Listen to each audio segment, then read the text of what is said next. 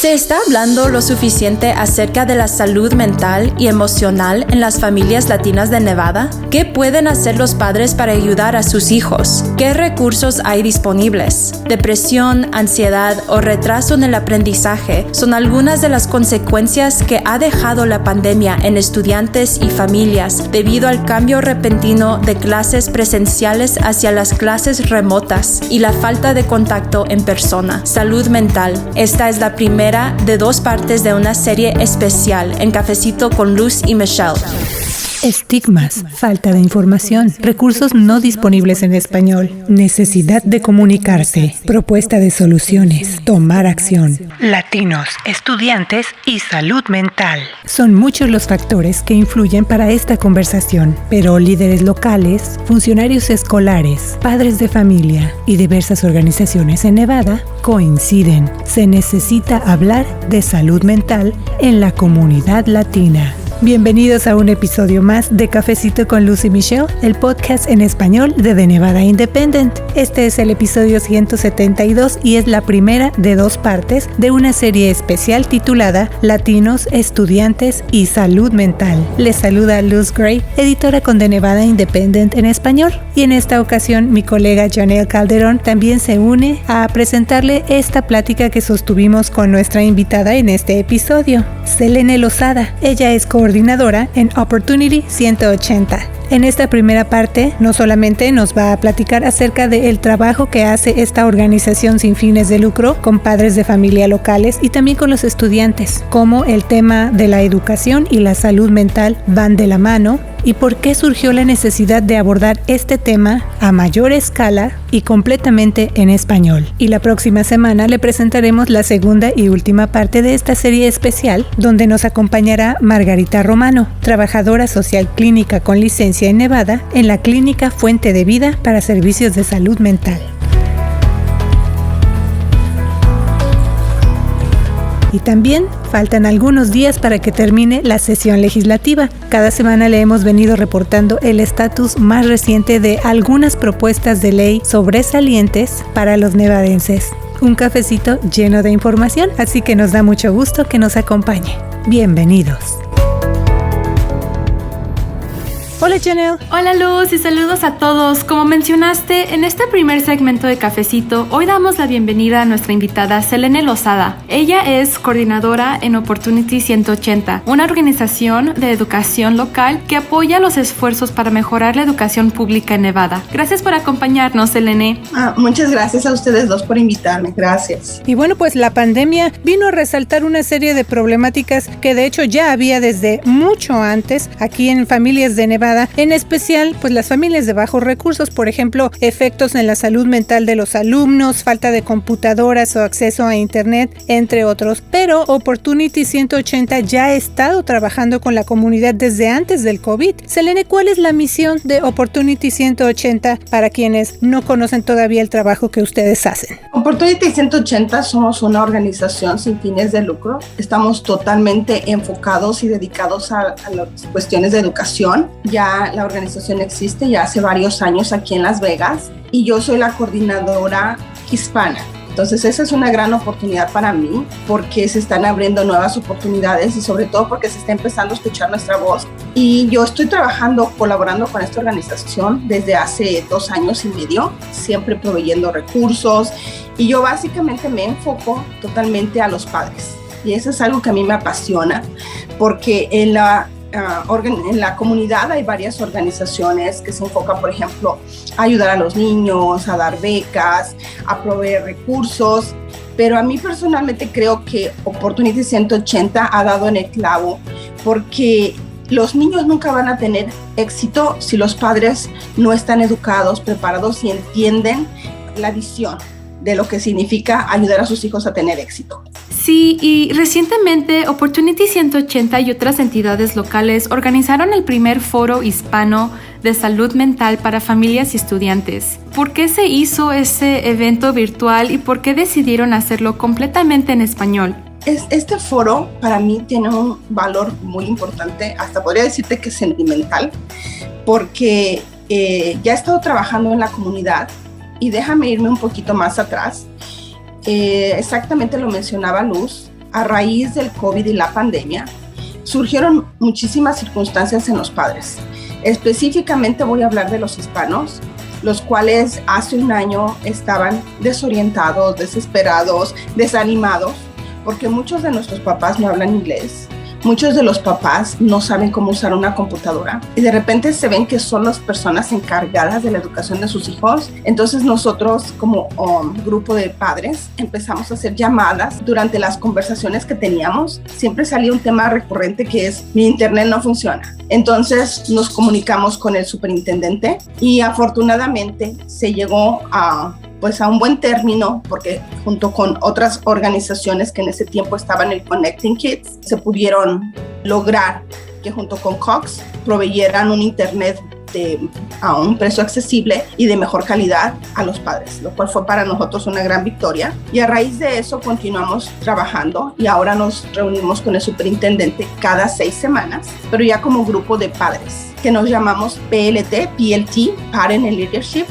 Y otra vez volvimos a ver que una de las necesidades más importantes era no solamente el foro en español, sino tener acceso a nuestro idioma. Entonces, previo a esto, se tuvo un foro por parte del distrito escolar acerca de la salud mental, pero era en inglés. Fue cuando decidimos otra vez reunirnos en nuestra reunión habitual con el superintendente y plantearle: usted está llegando a mucha gente con esta información tan especial, pero no llega a la comunidad hispana. Entonces le propusimos la creación de un foro en español. Fue gracias a eso que pudimos hacer el primer foro, no solo de salud mental, en español con hispanos. Entonces eso es algo que a mí me llena de orgullo.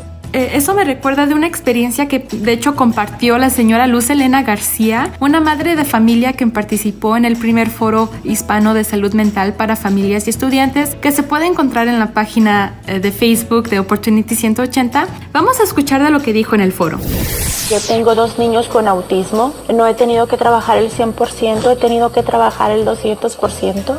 La pandemia nos vino a cambiar todo. El estar 8 horas sentada en la computadora con 2 niños especiales, el tenerme que preparar, estar frente a una cámara sin saber el idioma, ha sido para mí muy frustrante. He tenido que pedir ayuda a la escuela, hacer acomodaciones para mis hijos, el tenerles que hablar casi llorando y decirles: por favor, solicito un IP urgente.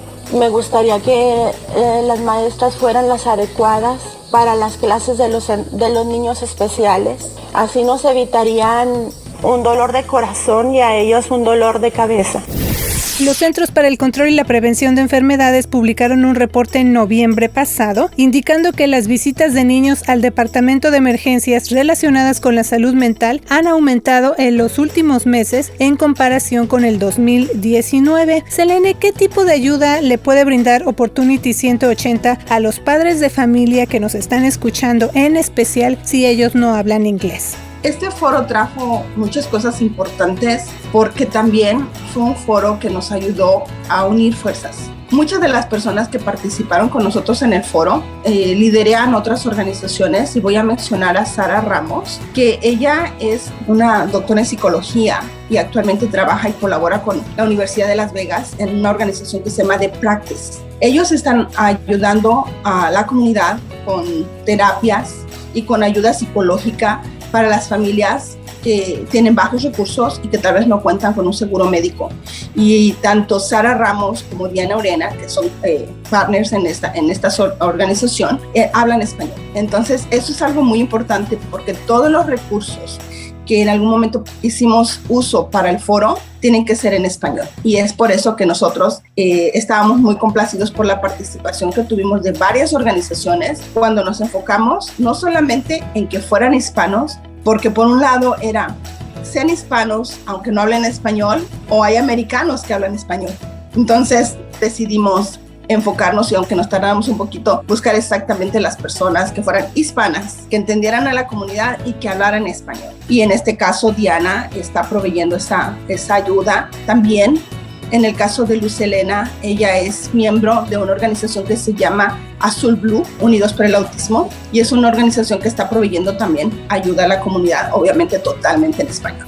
Así que desde ese momento también yo creo que se está reflejando esa necesidad de la que estamos hablando en este caso. El tema de la salud mental de por sí es sensible y es muy complejo, pero cuando lo queremos trasladar a la comunidad latina, y por eso es que también quisimos invitarla hoy aquí a Cafecito, como menciona, el simple hecho de encontrar a esos representantes que sean bilingües y que también sean parte de la comunidad, pues eso también está mostrando la necesidad que hay. La necesidad, Luz, siempre ha existido, porque la situación del COVID trajo a luz muchas situaciones que ya estaban de por sí a flote, pero que no se hablaban. Tal era el caso, como dijimos, del internet, de la falta de recursos en español. El distrito escolar necesita ir avanzando en esa área. Entonces, toda esta situación del COVID forzó de alguna manera a que el distrito escolar entendiera que la necesidad no la puede seguir postergando más adelante. Y a raíz de toda esta situación de la depresión y el suicidio, que ya se estaban contabilizando pues un número grande de estudiantes que se habían suicidado, y que por eso también surgió el foro y ayudar a los padres a entender que muchas veces hay ese tabú y ese estigma de que los papás no quieren hablar sobre este tema porque da pena, porque cómo voy a hablar que mi hijo está deprimido, no voy a contarle a los demás que mi hijo se ha intentado suicidar. Entonces era un tema bastante sensible que ameritaba que se hablara también en español, que este foro es solamente el principio de muchas cosas que tienen que venir para nuestra comunidad. De hecho, esa es una recomendación que hizo a otros padres la señora Luz Helena García, quien junto con otros papás participó en el primer foro hispano de salud mental para familias y estudiantes. Esto es lo que comentó. Busquen los grupos de soporte, que busquen los grupos de apoyo, como los he buscado yo, y que si es necesario gritar lo que necesitan ayuda, grítenlo. Y si les llega esa ayuda, porque les va a llegar, que compartan sus experiencias para que otros padres también sean beneficiados. Como Opportunity 180 se enfoca en la educación pública y sabemos que Nevada como estado ha salido muy bajo en el promedio de calidad de la educación en años anteriores, ¿nos puede decir qué espera Opportunity 180 que haga los funcionarios de educación y los líderes estatales para poder mejorar esa situación? Sí, es una realidad que estamos en el penúltimo lugar de educación a nivel nacional, y bueno, pues hay muchas circunstancias por las cuales estamos en ese lugar. Puede ser el presupuesto, puede ser que también en el rubro de la educación no se le dé la importancia y el enfoque necesario, pero algo que nos llamó mucho la atención fue que en una de las reuniones con el superintendente, él dijo: yo he recibido a muchas organizaciones, ha venido mucha gente a expresarme sus preocupaciones o incluso tal vez sus quejas, pero ustedes como KLT son el único grupo que viene y propone soluciones. Entonces yo creo que eso es muy, muy importante. Si todos viniéramos con una idea de poder colaborar y no ser solamente parte del problema, sino parte de la solución, habría un cambio. ¿Hay algo más que le gustaría agregar? Sí, muchas veces yo puedo dar el recurso, pero la gente no sabe cómo contactarme. Si me permites, me gustaría compartir la manera en que los papás se pueden comunicar conmigo. Para empezar, mi nombre es Selene Lozada y yo soy coordinadora de Opportunity 180, pero al mismo tiempo soy directora del Padres en Liderazgo, que es el grupo de padres voluntarios. Mi número de teléfono es 702-629-0154. Tenemos página de Facebook como Parent and Leadership. También pueden comunicarse a través de email al www.opportunity180.org. Hay muchos papás que les da pena cierto tipo de comunicación, pero para ellos creo que ha sido más efectivo llamarme por teléfono. Y muchísimas gracias, Luz y Janelle, por esta gran oportunidad. Muchas gracias a nuestra invitada Selene Lozada. Ella es coordinadora en Opportunity 180. Gracias de verdad, Selene, por venir a tomarse este cafecito con nosotros. Gracias. Así que recuerde usted consultar nuestras redes sociales, porque allí vamos a poner el enlace de este foro del que le hemos venido platicando, el primer foro hispano de salud mental para familias y estudiantes, donde participaron líderes locales, funcionarios escolares, padres de familia y otros representantes relacionados con el tema de la educación y la salud mental, por supuesto. Y también recuerde escuchar la segunda y última parte de esta serie especial que le estamos presentando aquí en Cafecito con Luz y Michelle, Latinos, Estudiantes y Salud Mental. Y como mencionamos al principio de Cafecito, también le tenemos lo más reciente que está pasando en la legislatura. Le hemos venido reportando cada semana acerca de este tema. Recuerde que ahí se están abordando cientos de propuestas de ley que tienen un efecto en los nevadenses. Y para informarle los detalles, ya me acompaña la otra voz de este Cafecito, la periodista Michelle Rindels. Hola, Michelle. Hola, Luz. Un saludo para todos. Y yo me encuentro en la capital de Nevada para seguir informando a nuestra comunidad. Pues vamos de lleno a la información, Michelle, porque este 31 de mayo es el último día de esta sesión legislativa y ya ha habido propuestas de ley importantes que se quedaron en el camino, o sea, ya no avanzaron. También hay otras que siguen pendientes y que si se aprueban, entonces se podrían convertir en nuevas leyes y eso desde luego significaría cambios para los nevadenses. Así que, Michelle, ¿cuáles son algunos de esos proyectos de ley que ya no avanzaron? Así es, Luz. Una de esas propuestas es la que buscaba eliminar la pena de muerte en Nevada. Ese fue uno de los temas que más ocupó la atención en esta sesión. Ese proyecto avanzó hasta su aprobación en la Asamblea con todos los republicanos en contra, pero líderes demócratas clave en el Senado no programaron una audiencia para el proyecto antes de la fecha límite. Pero la noticia de que la propuesta para eliminar la pena capital ya no tenía probabilidades de pasar se hizo oficial hace unas 2 semanas cuando el gobernador Steve Sisolak dijo en un comunicado que no había camino a seguir para ese proyecto de ley. Así es, además el gobernador Sisolak ya había dicho que no se siente cómodo con la eliminación de la pena de muerte en casos extremos como por ejemplo tiroteos masivos. Pero ¿cómo tomaron la noticia los grupos que quieren que se prohíba la pena de muerte en Nevada? Sí, Luz, ellos celebraron que el proyecto de ley haya avanzado hasta su aprobación en la Asamblea, pero dicen que van a seguir luchando para que se acabe la pena capital en Nevada.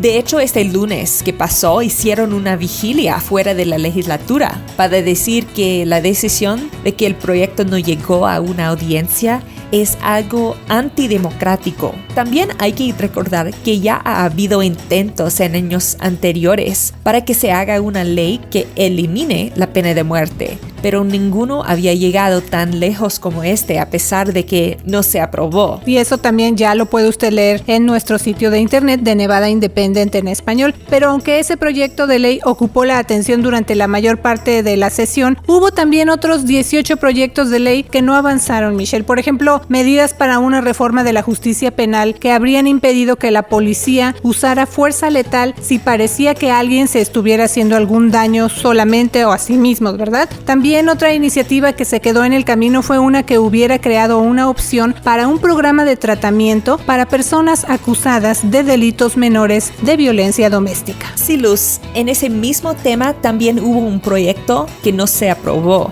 Era uno para que la policía de Nevada publicara en sus sitios de internet las políticas que utiliza para el uso de la fuerza. Si se hubiera aprobado como ley esa propuesta, entonces principalmente se hubiera prohibido en Nevada que la policía usara la fuerza letal contra alguien solo por las bases de que una persona podría representar un peligro para sí misma. Aunque ese proyecto fue aprobado por unanimidad en la Asamblea, se quedó en el camino en esta sesión. Otra propuesta que no avanzó tenía el objetivo de ayudar a inquilinos. Ese proyecto buscaba prohibir que los propietarios cobraron una tarifa por una solicitud para rentar una vivienda para más de un inquilino prospecto. La meta de esa provisión era prevenir que propietarios colectaran tarifas de docenas de solicitantes que no tienen ninguna oportunidad de vivir en esa vivienda que buscaban rentar. También la propuesta aclaraba que un normal wear and tear,